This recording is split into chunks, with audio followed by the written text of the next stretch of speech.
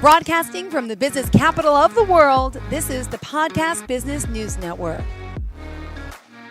Welcome back to the show. Dr. Grant Venerable joining us today live from California to talk more about his life story, his memoirs, his career, and of course, all his inspiration. And we love having you here. It's every week that we get to speak. There's always something new to talk about. And I know last week we dove into a little bit of your memoirs, got to learn more about your family, your ancestry, but also, just so you know, he's not only a chemist, he's an author, he's an artist, and so much more. Welcome back today. How are you, hon? I'm fine. How are you, Jill? I'm great, sweetheart. Thank you. Well, Please say hello to your audience and fill us in. How's the week? What's been happening in your world? well, it's about 90 degrees out here in the desert, Oh, late morning, mm-hmm. and probably going to 103 Oh, midday. So, have been going through the files in my mind just to see what's up there to talk about, which actually started in our last discussion. And I decided to go back to something we have visited a few times, and sure. that is the double shadow. And the double shadow actually has a name. The name was given by my mentor, Dr. Braithwaite, Therese Braithwaite, back in, about 1969, Okay. I think it was, maybe before that. But it's an interesting idea. And it came to her, it came to me, and it explains a lot that cannot be explained in one theory that's been out there. Um, the prequel to my memoir is called From Eden's Dawn to Freedom's Light, The Power of Genesis in the AI Revolution. Mm-hmm. By AI, I mean artificial intelligence. But that's the prequel to my memoir, Footprints in the Chaotic Unknown, Art, Science, Oracles, Kinfolk. It's a 4-volume ebook, which was published in 2024. Mm-hmm. It's out there. It's available on Amazon website for books, uh, Apple, and Barnes and Noble.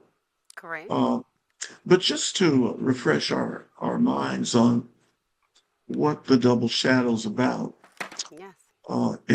the memoir portrays the power of the double shadow, which is a force that can create or destroy. And Jubal is the name of the double shadow that Terry Braithwaite gave to her theory, which was the basis of her PhD dissertation at University of California, Berkeley, back in 71. But Jubal is in the Old Testament of the Bible, the forebear of music and a descendant of Cain in ancient Hebraic tradition. It's linked to this double shadow force. The shadow joins together the mind's unifying motif, which has a name, fides. And fides happens to be trust and fidelity. But Jubal joins fides motif of the human group with its mirror image, the complementary flip side of Jubal, the ever-present divisive piece of Jubal called Phobos. And Phobos means fear and envy. It's the motif of the tribal pecking order. This is a circumstance that has agitated and shaped human existence since Eden. And I want to talk about existence also. But the shadow motif, the Jubal motif, is central to art, love, relationship, philosophy, education, religion, health, and of course, music, from philharmonic, symphonic, to jazz. It is also central to the mathematical sciences and technology. The double shadows implicated in humankind's either or us against them, labeling urges like cultural divide, woke, race, gender, and other hyperbole. Happily, the other side of Jubal is beginning to emerge more, and it is a universal both and. Them that we think are against us, those thems, are really us. And this spirit is beginning to stir in the land. So that's what I want to pick up on. Uh, I was able to think more about that when I thought of the great geniuses, the discoveries and achievements of humankind, and juxtapose those against some of the tragedies of humankind, how they were perpetuated, how they were allowed. The idea of God got involved in all of this. And the question, well, how could God allow bad things to happen, particularly when God allows such good things to happen? And that gets into a discussion of, well, what is God? And that is in my fourth volume of my memoir. And it has to do really with purpose. And that gets to what each of us is born with, some kind of purpose, a sense of purpose. And there being over 8 billion people on the planet now, that means when each of us is born by ourselves, through our mother, through her womb, our purpose begins to be revealed to us. And there's a close connection between what the ancients called God and the Creator and other names, and how that links up to purpose. This goes back to Genesis 1:1 in the Garden of Eden, and the folks that were the keepers of Eden watched early humankind in their transition from Eden. So that's where I sort of want to start here with this Jubal idea, this double shadow.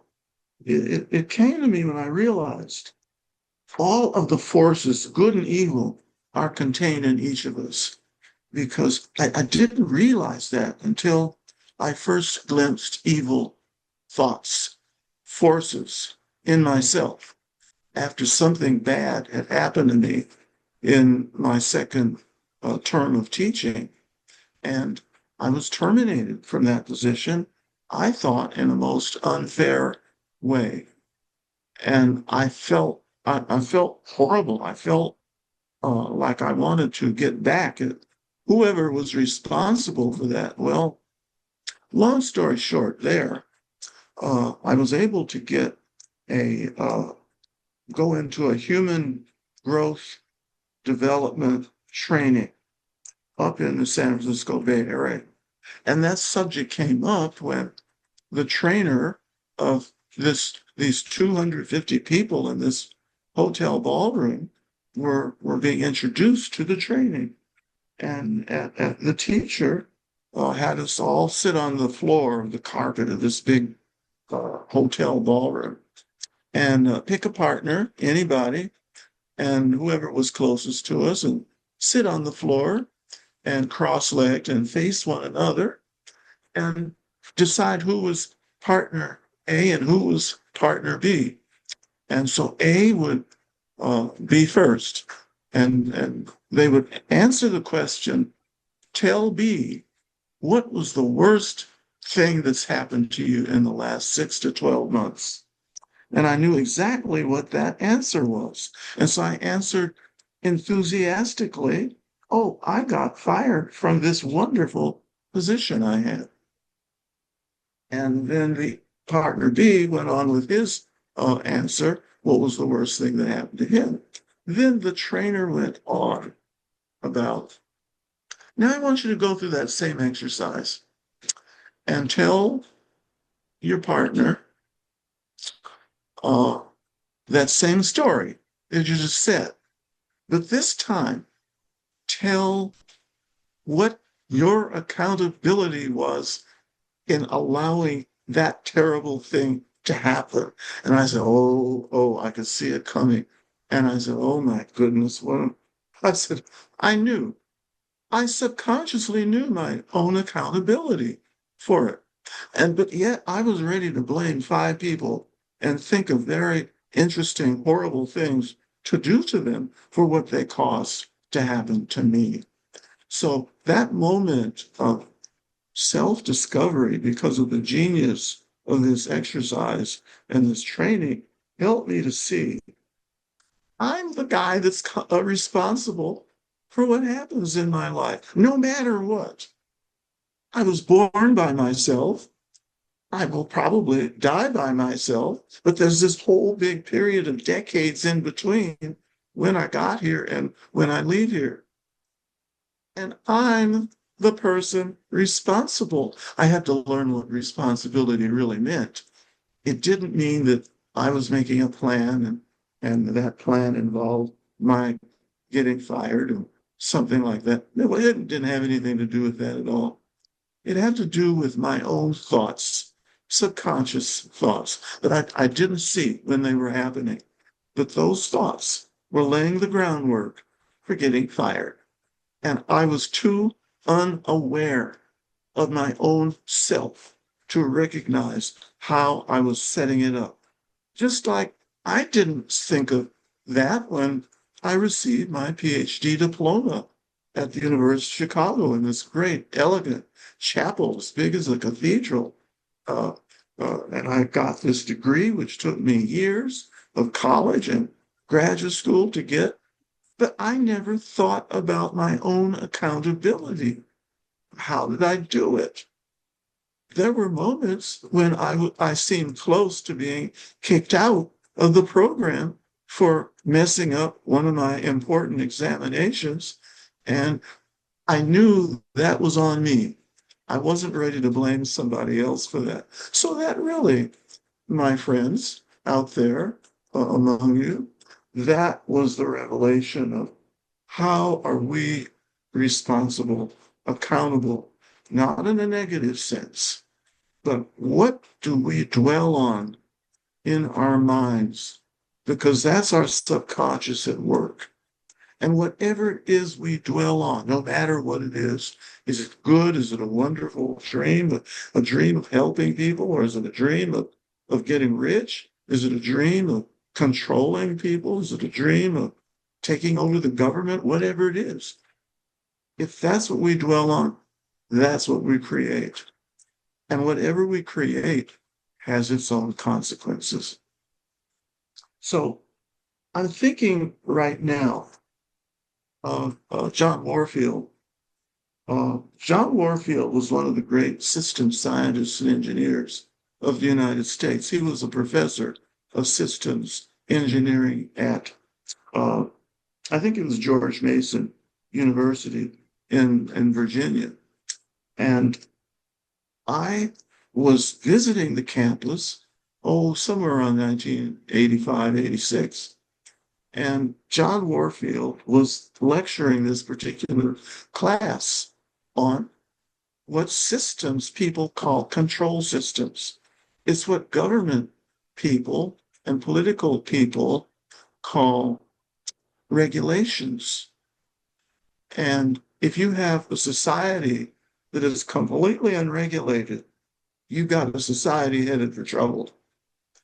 If you've got a body that's unregulated, your own body, and you've got blood in your blood vessels, you've got lungs, and you eat food to help keep yourself going. Yet, if you start eating too much sugar and you overwhelm that system inside of you that handles too much sugar, whatever that is, you know what it is. But if you get too much, you get overwhelmed, you get a condition that the medical field calls diabetes. Oh, yeah. If the governmental economy gets overwhelmed by cash, There's too much money, too much cash in the system, and it's Mm-hmm. running here, there, and yay, and all that. You get the equivalent of diabetes in the Yeah. economy. When the economy begins to destroy itself from having too much sugar or too much cash and ready to handle assets. So a regulator was built into that system, about 100 years ago, called the Federal Reserve, Mm-hmm. to control how money enters and leaves the system. That's entailed with trade and how budgets are managed in the Congress. And if they ignore all of that counsel from the Federal Reserve, we get what we might be easing into that has an official name, inflation, and other things. But we can also be guilty of causing economic problems by dwelling too much on words. So that's where I want to bring in language. And it's what I've been thinking about is watch your language, watching our language. Mm-hmm. By language, I don't mean just spoken Yeah. words like I'm speaking now, but I mean, what do we think about when we're not even looking at ourselves thinking, or nobody's looking at us thinking? It's those hidden thoughts that Mm-hmm. eventually manifest. And if those hidden thoughts are powerful, creative thoughts, that's what manifests. I realize now that's how I created getting a doctor of philosophy degree in Really? physical chemistry with a specialty in chemical physics. I developed ways of using my imagination, of feeling myself doing the research, then going in the lab and doing the research, consulting with my research advisor, my advisor at the Argonne National Laboratory, was the first really advanced major government laboratory. Now it's under the Department of Mm-hmm. Energy. And my advisor, my professor at the University of Chicago. And his job was to keep me focused, keep my nose focused on that specialization I was working on, which is the bombardment of pure water, 3 times distilled to keep impurities on it, Okay. and then to actually do the real work of bombarding my water solutions containing cobalt Mm-hmm. cyanide complexes. And I used uh, I used energetic electrons that was formed in beams in an accelerator. And, and these electrons had each electron packed an energy of 15 million electron volts. That's a pretty high energy. So what it does, once it goes into that water solution that's captured in a closed quartz vessel, that Yeah. vessel is so strong, it can withstand a pressure of 5,000 pounds per square inch. Oof. So, what did I put in that vessel? Hydrogen, Mm. pure hydrogen gas that I loaded up on a big vacuum lap and then closed off the valve. And I Wow. had my solution in that Mm-hmm. steel, uh, that steel Wow. cartridge had this quartz vessel in it, and I would shine light up the long axis of that cell, that steel cell. But the radiation would go in laterally to the cell. It would go right through all that steel. Those electrons, the beam, would go through in a pulse that lasted only 50 nanoseconds. That's a pretty short pulse. That's 50 billionths of a second. And what it did was it knocked the H out of the water molecules that were in its path. When that pulse of electrons would go through there, electrons would get kicked off water molecules and they would go flying all over the water. And many of those electrons, they would become hydrated with water around them, bonding them into a new particle called the hydrated electron. And it took the hydrated electron only about, a fraction of a millionth of a second to find cobalt atoms in that water that I had dissolved in it. And each atom was surrounded by what we call cyanide ions, CN, carbon nitrogen ions. And it would take this very short time to react. And what it would produce were new cobalt cyanide complexes that had never been observed before by the naked eye or with complex high-tech instrumentation. So that was the subject that I was dealing with. And I got very experienced and skilled at doing that. I also got skilled in bombarding different cobalt ions that had different substances around them. So most of these would have like either 5 cyanides attached with a water molecule, or 5 cyanides attached with an iodine ion, or 5 cyanides with a chloride ion on it, and that way. And that's how I was able to discover the reaction rate of the decay of how fast the electron would react with those cobalt cyanide complexes. And that was my dissertation, because there was a relationship between the kinds of atoms that were stuck on that cobalt and well, it was the relation and their structure, the whole structure of the cobalt cyanide.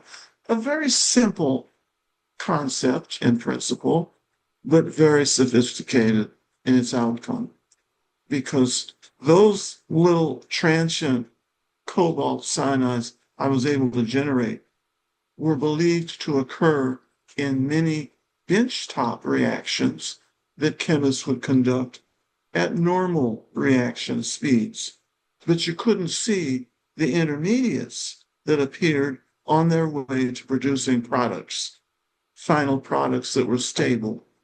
I was producing final products that were unstable until those in turn would decay and produce stable products. Okay, that's a long story short, but very powerful principles in it.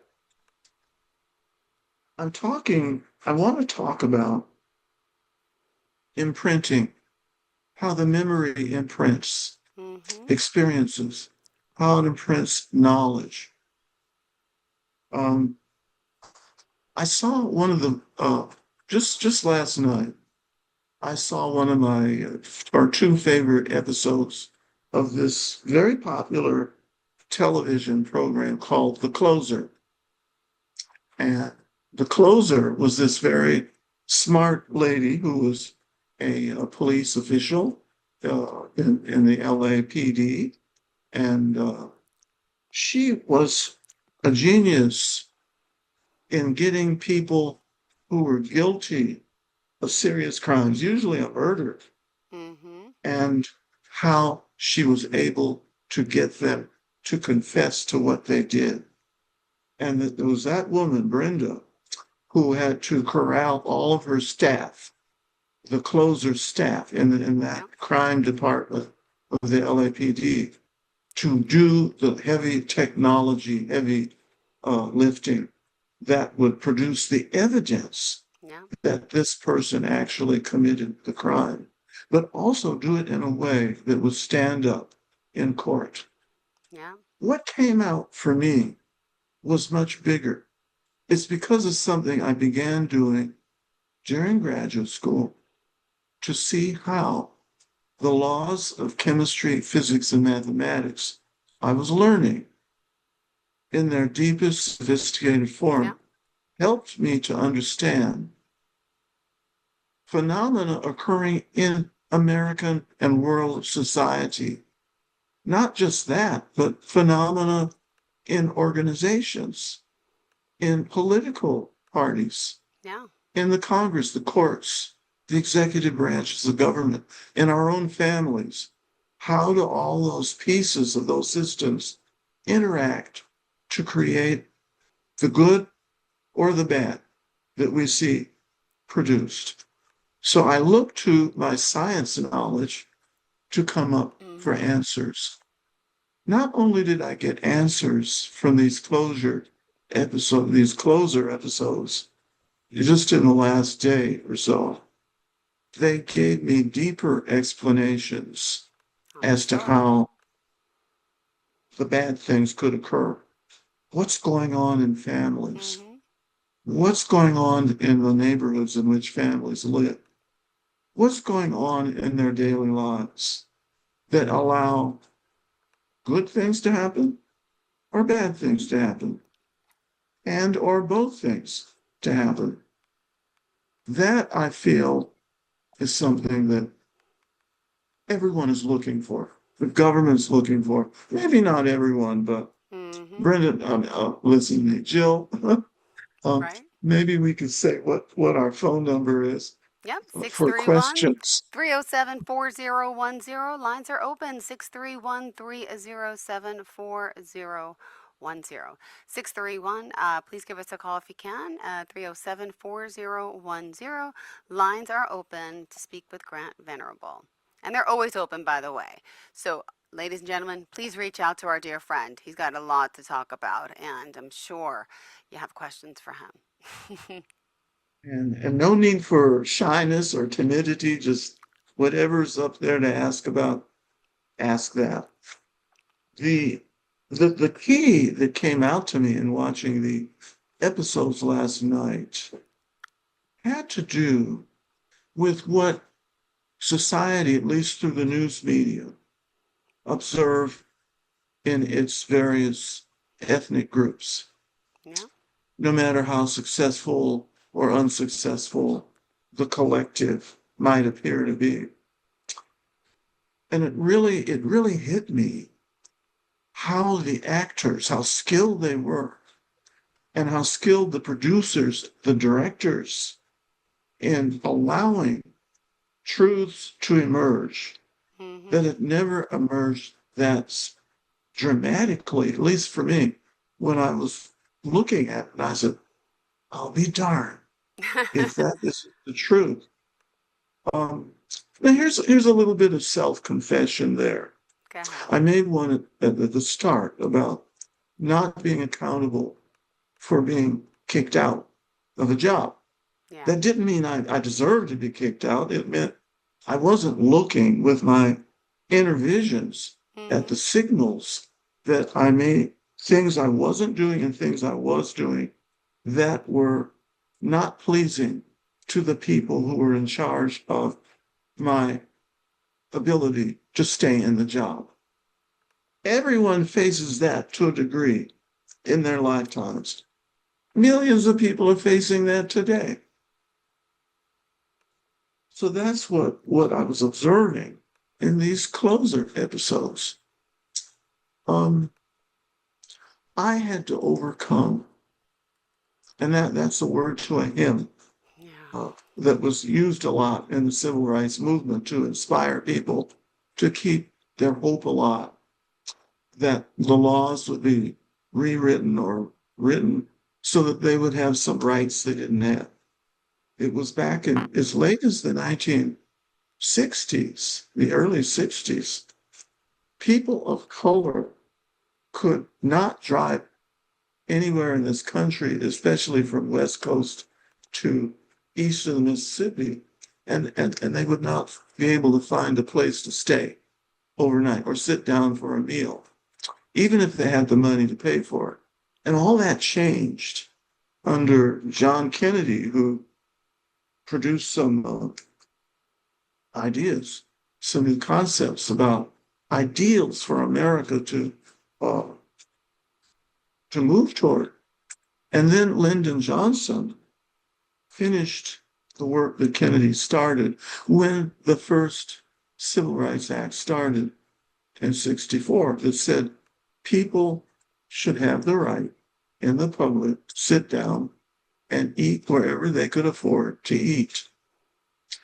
And then the next year was the Voting Rights Act. All American citizens should have the right to vote, long as they can walk to the polls or mail in a ballot to the polls, and that was voted in. Mm-hmm. And just in the last few months, it's had a hard way to go.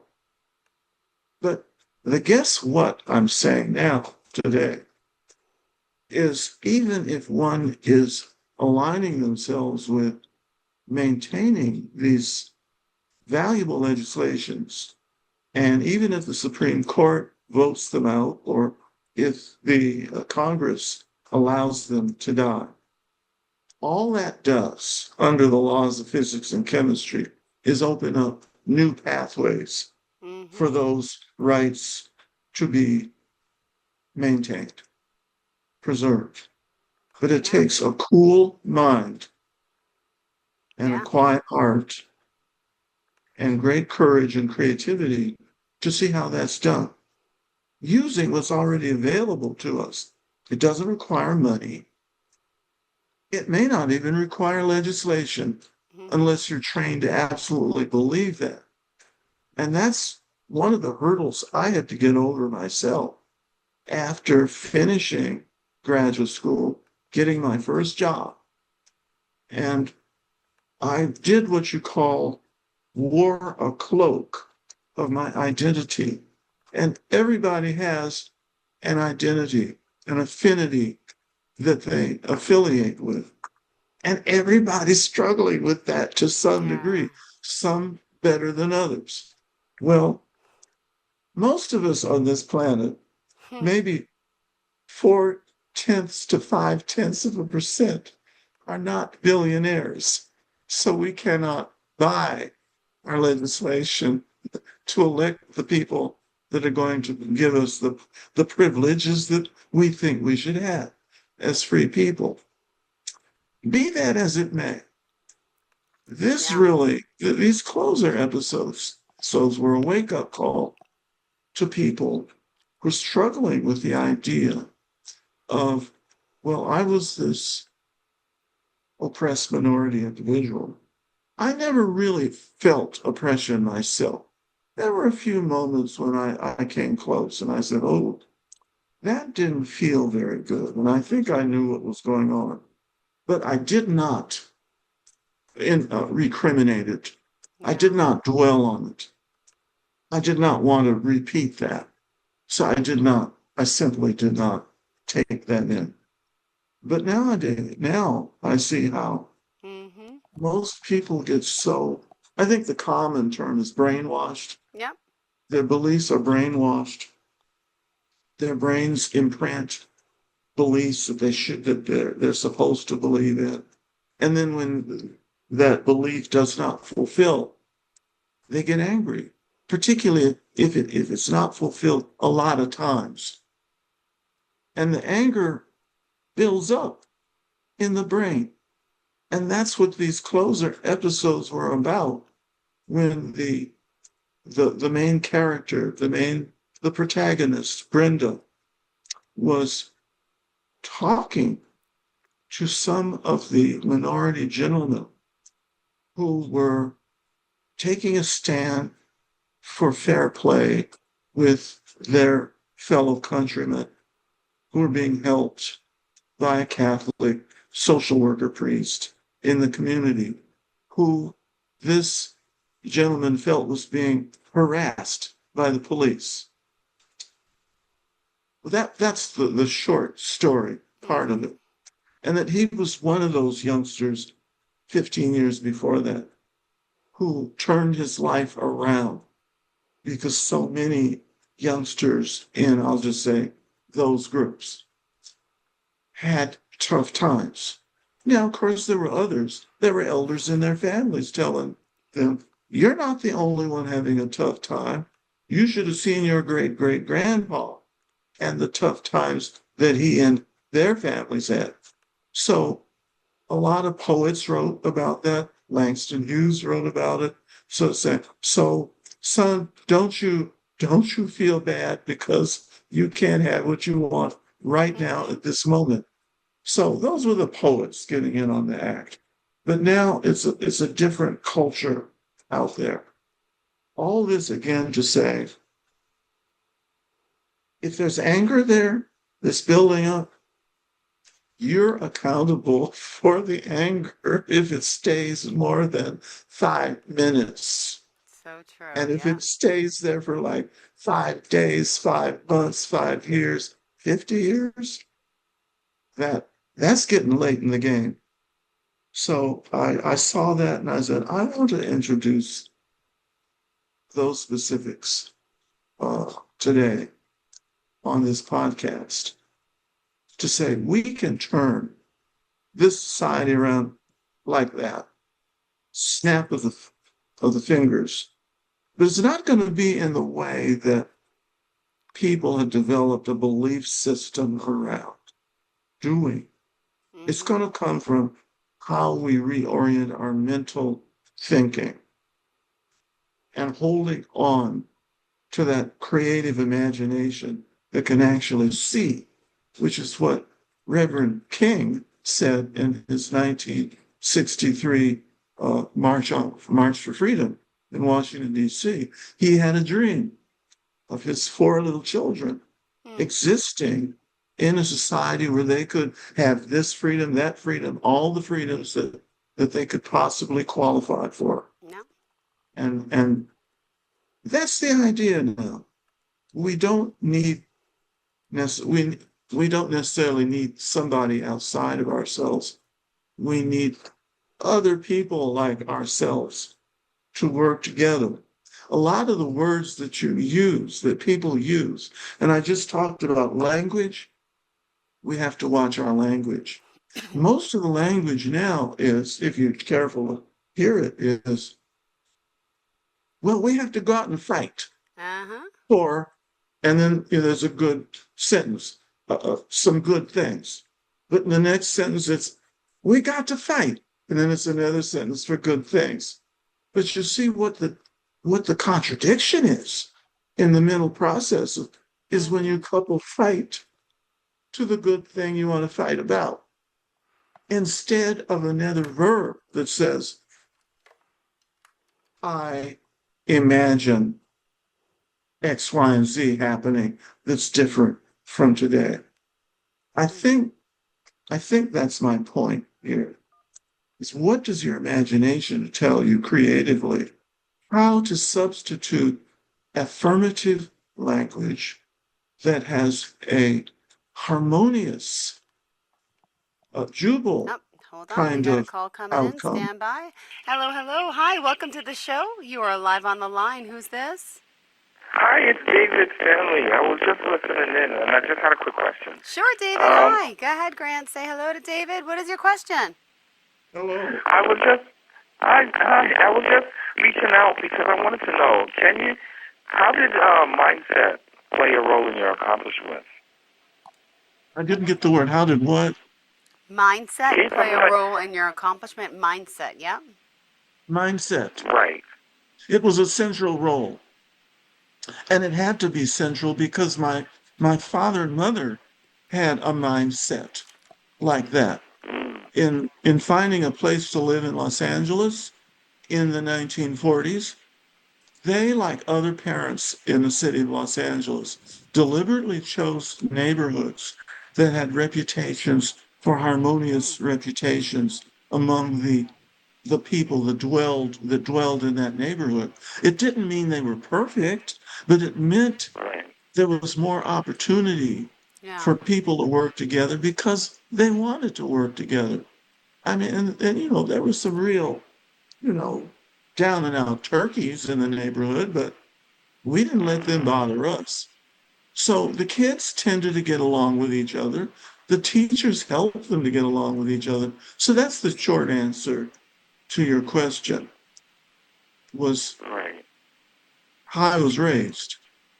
I mean, there were some challenges along the way because I was 13 when Emmett Till, this young black boy in Chicago, went 1955, The same year Bill Gates was born, the same year Stephen Jobs was born, the same year that Disneyland opened. This boy was sent down on a Greyhound bus to visit his grandparents' brother. But he was a free-spirited young boy. He was like any other teenager. And sometimes he said things he shouldn't have said. And that's what happened. He I know.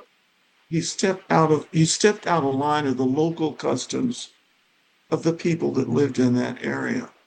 And those people came and got him in the night and carried him out of the house. And they lynched him in the Chattahoochee River, not the Chattahoochee, but that other river in Mississippi. And it was a famous song written about it. But I got so mad with that kind of mistreatment of people based upon differences in skin coloration and cultural heritage that I said to my father, I'm angry. Why is this happening? Why don't we get guns and go down to the South and just shoot up people who like to behave that way toward people that look like us? Yeah. And my father sat there and looked at me. That's all he did for about 1 minute was look at me. He said, now, my son,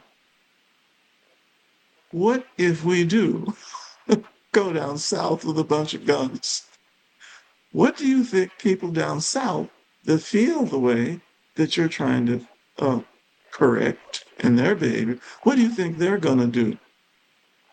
And I paused. I thought, I said, oh, yes, I see what you mean.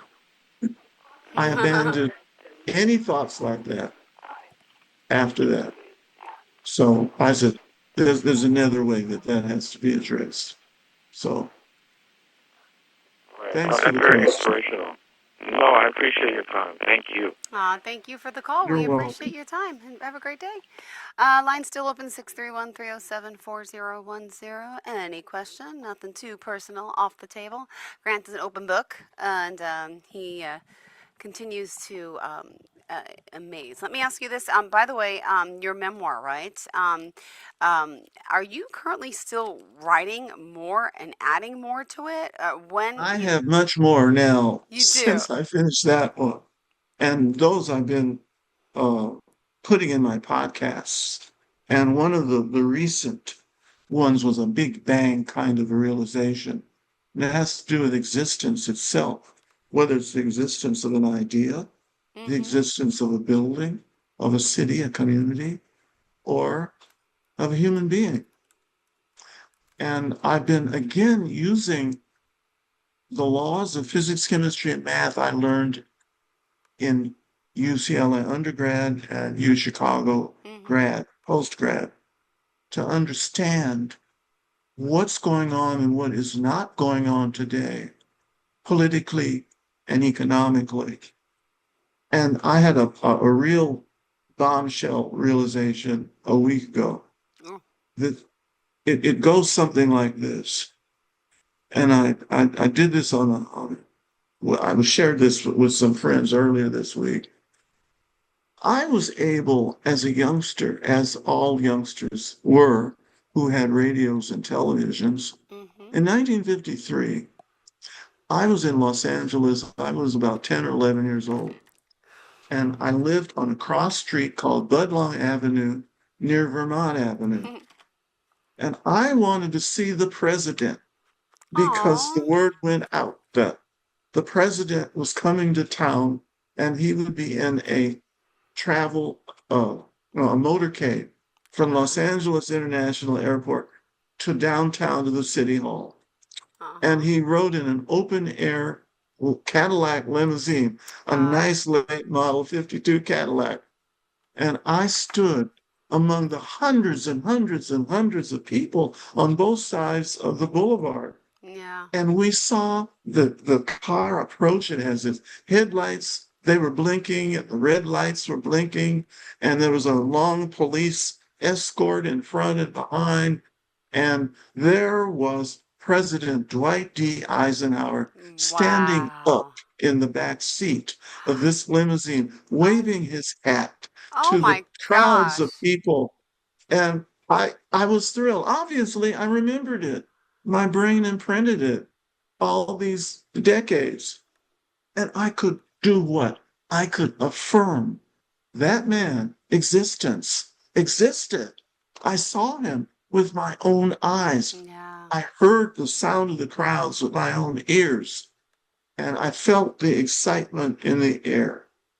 The next president I saw was not president yet, but he was a candidate giving his acceptance speech in the LA Coliseum just 10 years after I saw President Eisenhower. His name was Senator John F. Kennedy, and he went on to win the election with against Richard Nixon, and who later became president.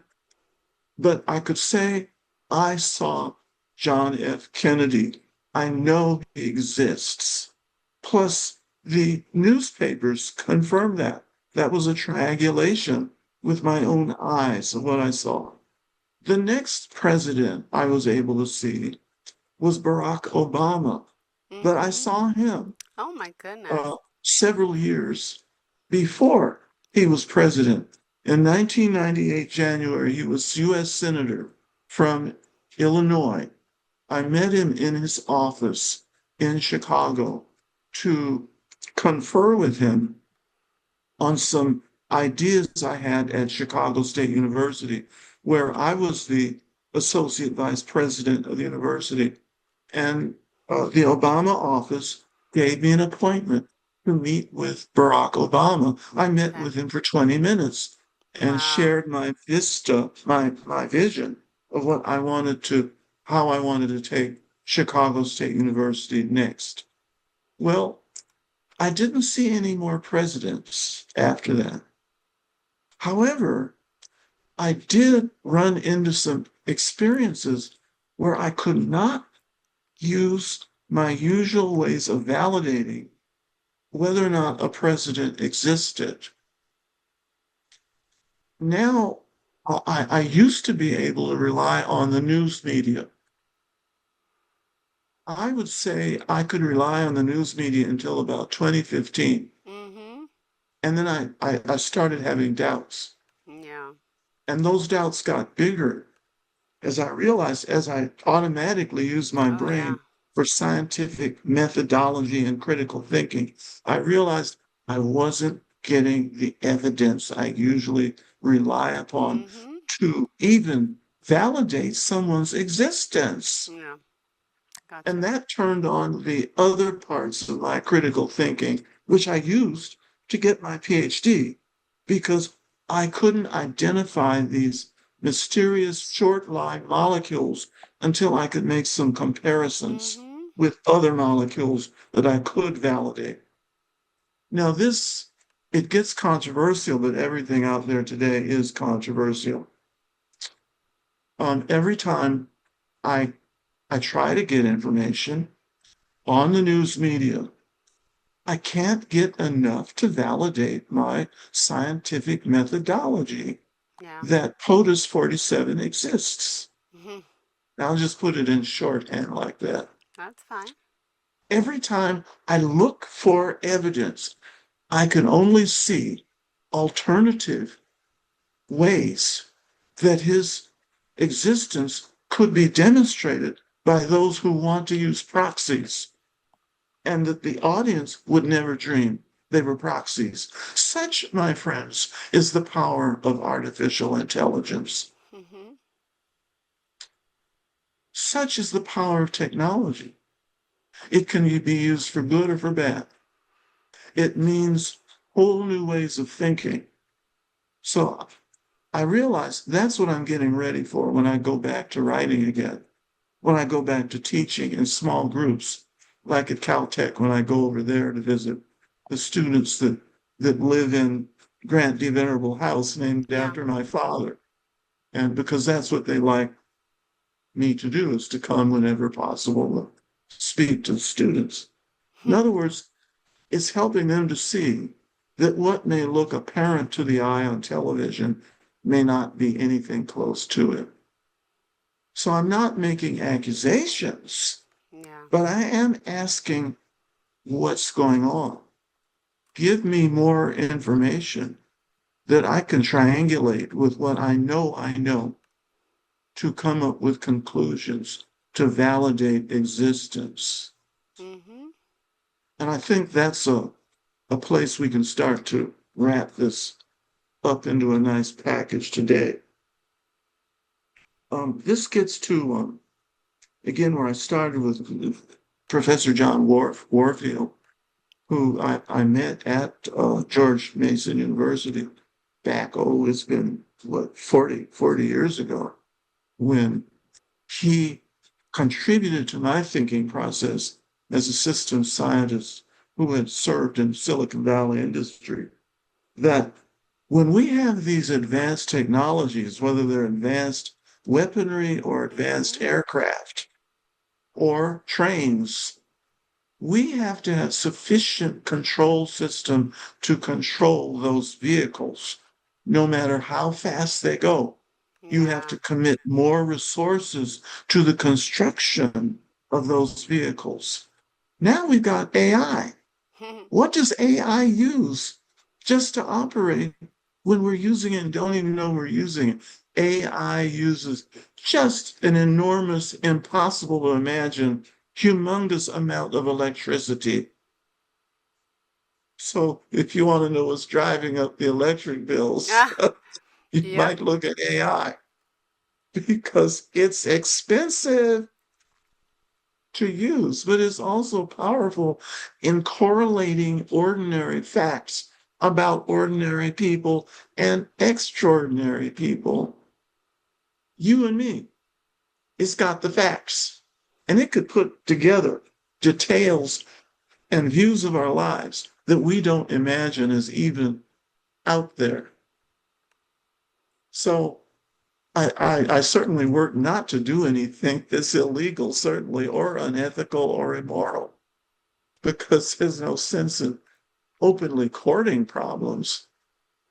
But now using my mind to look at these bigger pictures to help my fellow Americans and fellow people across the globe take a relook at society and look at the beliefs they had firmly about society so they could ask, well, what's really true here and what can I really do? And what I can really do is Yeah. help to keep my own family afloat and in the right places at the right time, like grandma telling us back in the 40s and the 50s, said, don't hang out with the wrong people. And that's what the closer deals with.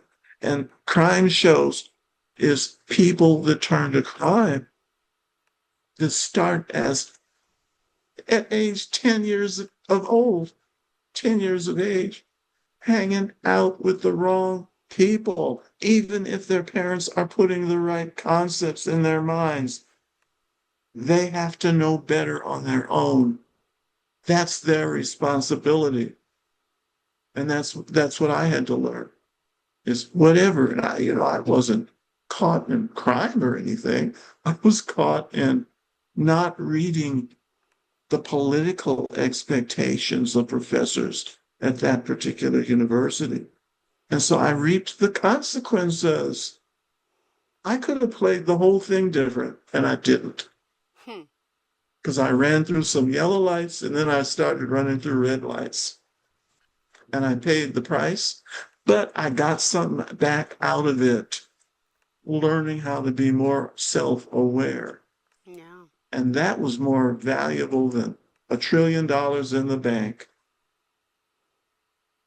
because I was creating the rest of my lifetime, which is still going on.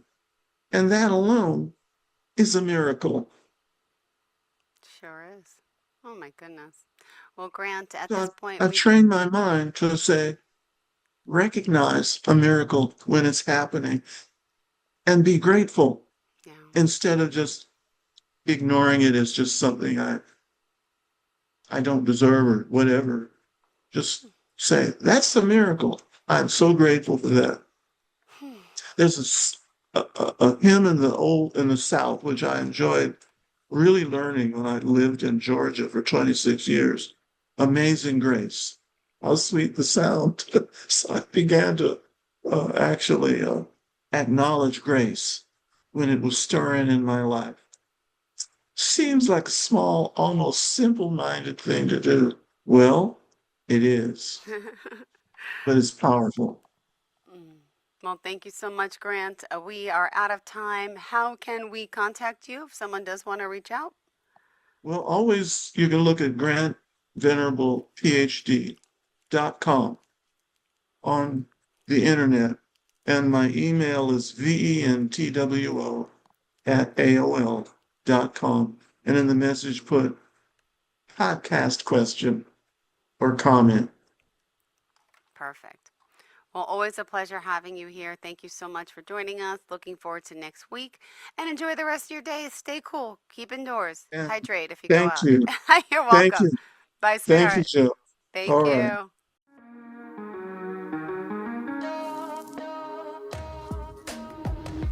Broadcasting from the business capital of the world, this is the Podcast Business News Network.